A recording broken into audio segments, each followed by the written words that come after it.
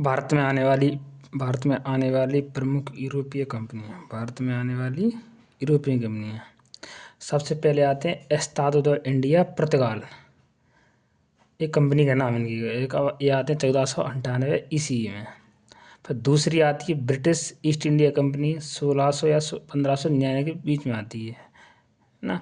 इसके बाद है बेरिंग दे, तीसरे नंबर की बेरिंग दे ओस्ट इंडसे कंपनी, बेरिंग दे ओस्ट इंडसे कंपनी डच ईस्ट इंडिया, इसका नाम है डच ईस्ट इंडिया कंपनी है ना। इसका सही नाम है बेरिंग दे ओस्ट इंडिया कंपनी, ओस्ट इंडसे कंपनी। और इसका डचों ने इसे बनाया था, तो ये कब आई थी? 1602 ईस्वी में, 1602 ईस्वी में। इसके बाद आती है डेनिश ईस्ट इंडिया कंपनी, ये आती है 1616 में। कब आती है? 1616 में। फिर पाँचवें नंबर है कंपनी द इंद ओरिएंताल फ्रांसीसी कंपनी, 1664 में आती है।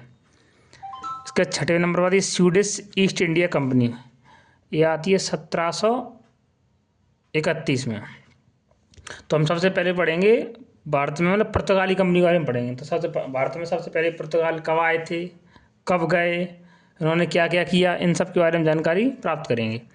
इसमें सबसे पहले है कि देखो, सर्वप्रथम पुर्तगाली व्यापारी कौन था? वास्को डी गामा, जो 17 मई 1498 ईस्वी में भारत के पश्चिमी तट पर अवस्थित बंदरगाह कालीकट, जो हमारे कालीकट बंदरगाह है पश्चिमी तट पर केरल का, वहाँ पर पहुँचा। और जो तत्कालीन वहाँ का जो शासक था वो था जमोरिन। उसका उन्होंने क्या किया? स्वागत किया। जमोरिन ने किसका स्वागत किया? वास्को डी गामा का स्वागत किया। इसके बाद जो द्वितीय पुर्तगाली था ना, वो है पेड्रा ऑलवरेज कैब्राल, जो कब आया था? 1500 ईस्वी में, है ना। कितने? 2 साल बाद, 1500 ईस्वी में। अच्छा, ये जब आती हैं तो ये अपनी पहली फैक्ट्री कहाँ डालते हैं? तो ये सबसे पहले डालते हैं कोचीन में डालते हैं 1503 ईस्वी में। और दूसरी फैक्ट्री कन्नूर में डालते हैं। कहाँ डालते हैं? कन्नूर, 1505 ईस्वी में। इसके बाद जो मतलब फ्रांसिस्को डी अल्मीडा, मतलब जो 1505 में क्या बन जाता है? जो पुर्तगाल गवर्नर बन जाता है। कहाँ का? पुर्तगाली गवर्नर भारत का बन जाता है ना। तो इसने क्या किया? तो फ्रांसिस्को डी अल्मीडा ने 1505 1509, तो इसका कार्यकाल रहता है। ये क्या करता है कि हमारे यहाँ पर ब्लू वाटर पॉलिसी अपनाता है। ब्लू वाटर पॉलिसी मतलब इसमें एकाधिकार, मतलब समुद्र पर एकाधिकार में होता है। जो भी राजा या व्यापारी यहाँ से जाएंगे, वो उसे क्या देंगे? टैक्स देंगे और इसकी सुविधा प्राप्त करेंगे। लेकिन इसमें ये बताया था कि अगर जो भी इसमें टैक्स लेगा, उसको क्या करेगा? सहायता प्रदान करेगा। क्या करेगा? सहायता प्रदान करेगा। लेकिन अगर जो टैक्स नहीं देगा, उसे समुद्र में क्या करेगा? उसके जहाज को डुबा देगा।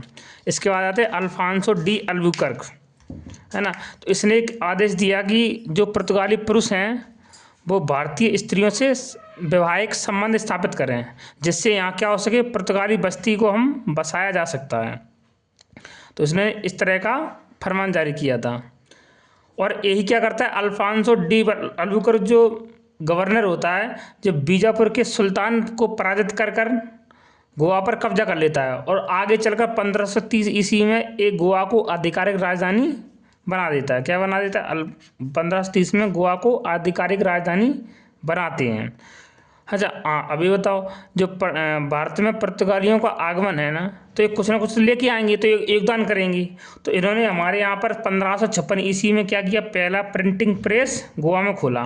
कहाँ खोला? गोवा में खोला। इसके बाद इन्होंने क्या की कि तंबाकू की खेती करना सिखाया, मतलब तंबाकू खेती यहाँ पर आकर करने लगी। और क्या किया? उन्होंने टमाटर की भी खेती की। और ये सबसे लास्ट में जाते हैं गोवा, दमन और दीव पर 1961 ईस्वी तक पुर्तगालियों का अधिकार बना रहा।